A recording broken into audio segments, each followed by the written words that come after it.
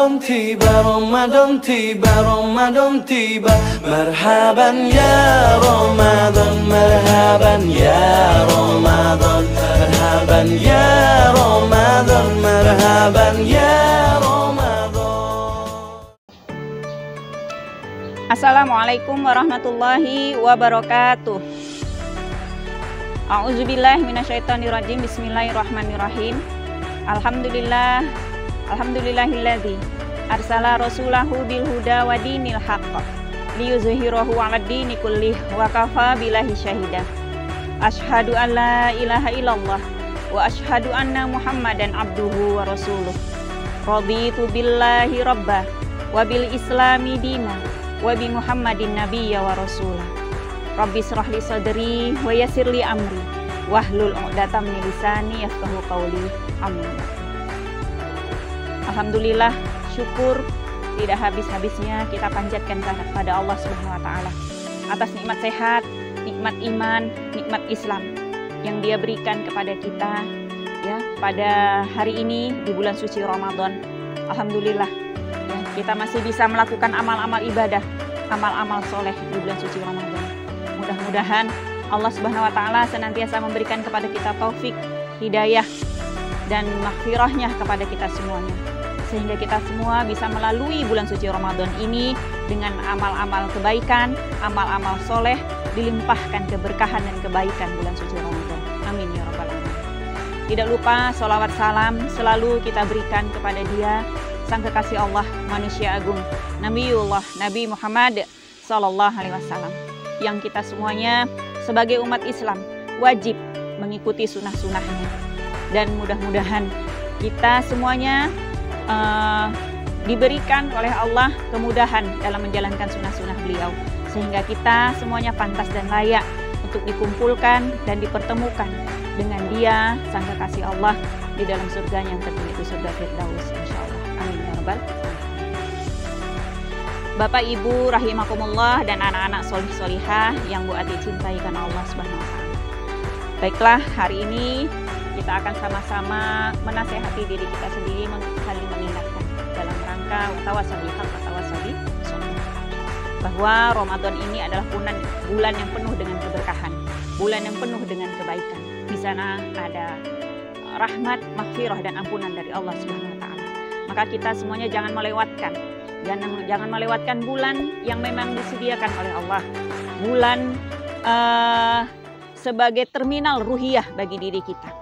Ya, untuk memperbaiki diri kita, ya, untuk memperbaiki diri kita, untuk menjadikan diri kita menjadi orang-orang yang takwa seperti yang dijanjikan oleh Allah di dalam surat Al-Baqarah ayat 183. Bapak Ibu rahimakumullah dan anak-anak solihah yang Bu Ati cintai karena Allah Subhanahu wa taala. Di dalam hadis Nabi Shallallahu alaihi wasallam yang diriwayatkan oleh Nasai, Rasulullah SAW bersabda, yang artinya, betapa banyak orang-orang yang berpuasa namun tidak mendapatkan apa-apa selain lapar, dan betapa banyak orang sholat di tengah malam tapi tidak mendapatkan apa-apa selain begadang.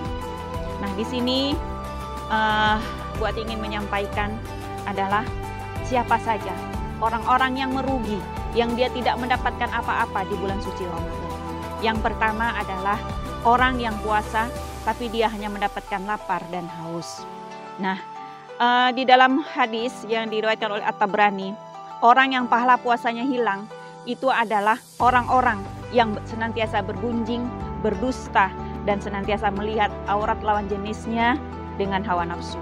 Mereka tidak mendapatkan apa-apa. Mereka hanya mendapatkan lapar dan haus. Ini yang pertama, orang-orang yang merugi di bulan suci Ramadan.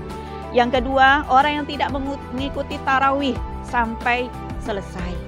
Nah, ini juga adalah orang-orang yang merugi di bulan suci Ramadan.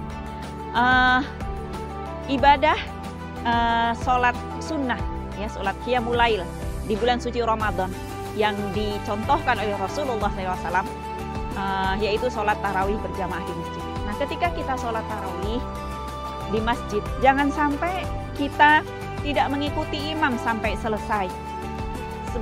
Belum selesai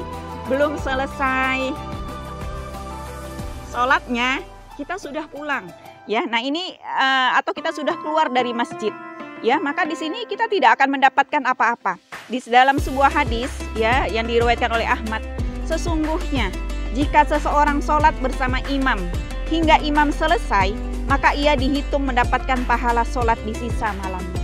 Subhanallah. Jadi Bapak Ibu dan anak-anak solih-solihah, mari kita ibadah yang dicontohkan oleh Rasulullah itu sholat tarawih berjamaah di masjid. Mari kita lakukan bersama-sama melaksanakan tarawih di masjid berjamaah. Tapi ingat, jangan buru-buru untuk pulang. Selesaikan sampai imam selesai dalam menjalankan sholat tarawih dan sholat witir di masjid. Barulah kita pulang bersama-sama, bersama-salaman, ya, bersama-sama. Nah, kalau kita tidak melakukan itu, maka kita tidak termasuklah orang-orang yang merugi di bulan suci. Yang ketiga adalah orang yang jarang membaca Al-Quran, ya, yang jarang membaca Al-Quran. Sudah pernah Bu Adik sampaikan di episode YouTube yang beberapa, ya, kalau salah, di situ bahwa membaca Al-Quran itu sangat dianjurkan dan pahalanya berlimpah-limpah. Diibaratkan bukan hanya seperti banjir, tapi seperti tsunami pahala yang Allah berikan kepada kita. Karena di bulan biasa aja satu huruf itu ketika dibaca itu bernilai 10 kebaikan. Alif Lam Mim, dia 3 huruf, maka dia akan memperoleh 30 kebaikan. Itu di bulan biasa. Apalagi di bulan suci Ramadan, akan Allah berikan berlimpah-limpah pahala dengan membaca Al-Quran. Maka jangan sampai kita menjadi orang-orang yang jarang membaca Al-Quran. Dan kebaikan-kebaikan yang Allah berikan ketika kita rajin membaca Al-Quran itu adalah yang pertama, para malaikat itu akan mengikuti, akan mengelilingi orang-orang yang membaca Al-Quran. Ya, mereka akan menyalami, mereka akan mendengarkan bacaan Al-Quran yang kita baca. Ya, ini yang pertama. Yang kedua, orang yang membaca Al-Quran dia akan diberikan ketenangan jiwa. Dia akan dijauhkan dari rasa gundah gulana. Ya, hatinya akan bersih, ya, hilang, ya, kebimbangan dan kemudahan dalam hatinya. Kemudian yang ketiga, orang yang membaca Al-Quran, dia akan Allah limpahkan kepadanya rahmat, ya, rahmat dan mahfirah dari Allah SWT. Kemudian keempat, orang yang membaca Al-Quran dan mempelajari Al-Quran, dia akan disebut-sebut oleh Allah di kalangan para malaikat. Para malaikat itu adalah penduduk langit, insya Allah. Nah, jadi Bapak Ibu sekalian dan anak-anak soleh-solehah, jangan lewatkan, ya. Di bulan biasa saja kita sudah membaca Al-Quran, maka di Ramadan ini, 1 bulan ini, mari kita targetkan untuk membaca Al-Quran yang lebih, ya, yang mungkin biasanya sehari 1 juz, maka kita usahakan di Ramadan ini kita berusaha untuk lebih lagi, lebih dari 1 juz, ya. Karena para sahabat saja mengkhususkan sampai mereka meninggalkan pekerjaannya, kemudian berpamitan dengan teman-temannya, khusus fokus untuk melaksanakan ibadah di bulan suci Ramadan, terutama adalah tadarus membaca Al-Quran. Baiklah, siapa saja orang yang merugi? Yang keempat, di bulan suci Ramadan itu adalah orang yang tidak menjaga sholatnya. Yang pertama, sholat wajibnya mungkin masih suka diulur-ulur, ya, masih suka di akhir-akhir waktu. Maka ya di bulan suci Ramadan ini kita perbaiki kuantitas dan kualitas sholat kita, ya, sholat wajibnya. Yang kedua adalah sholat sunnah, ya, seperti yang kemarin buat disampaikan bahwa ibadah yang dicontohkan oleh Rasulullah itu adalah meningkatkan kualitas dan kuantitas sholat sunnah. Maka kita jangan sampai melalaikan dari ibadah-ibadah sholat sunnah, yaitu sholat duhanya, sholat tarawihnya, sholat qiyamul lailnya, sholat rawatibnya. Kita berusaha untuk senantiasa menjaga sholat sunnah kita, ya, karena sholat itulah yang merupakan tiang agama, ya. Jadi sesungguhnya yang pertama kali dihisab itu nanti di yaumil akhir, amalan seorang hamba itu adalah sholatnya, ya. Bila sholatnya baik maka beruntunglah dia, tapi bila sholatnya rusak, sungguh kerugian akan menimpanya. Nah, Bapak Ibu sekalian rahimakumullah dan anak-anak solih-solihah, itulah tadi, ya, ada 4 orang-orang yang merugi. Ada 4 hal yang menyebabkan kita merugi di bulan suci Ramadan, yaitu yang pertama adalah orang yang hanya menahan lapar dan haus saja, ya, karena di bulan suci Ramadan dia masih berdusta, dia masih bergunjing, ya, dan dia masih suka melihat aurat yang bukan halal untuk dirinya.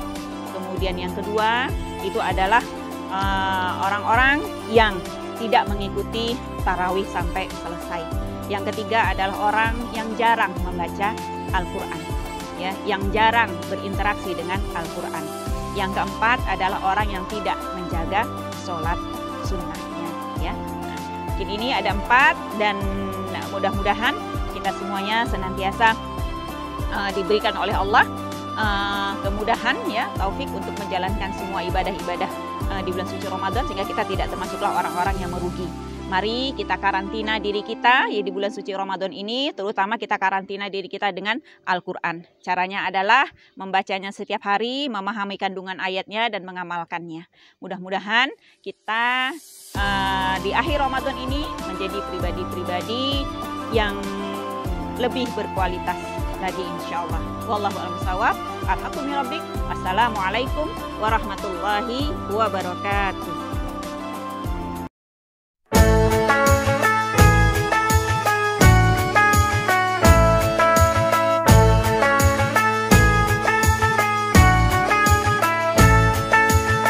Ramadan tiba, Ramadan tiba, Ramadan tiba. Marhaban ya Ramadan, marhaban ya Ramadan, marhaban ya Ramadan, marhaban ya Ramadan. Ramadan tiba, Ramadan tiba, Ramadan tiba. Marhaban.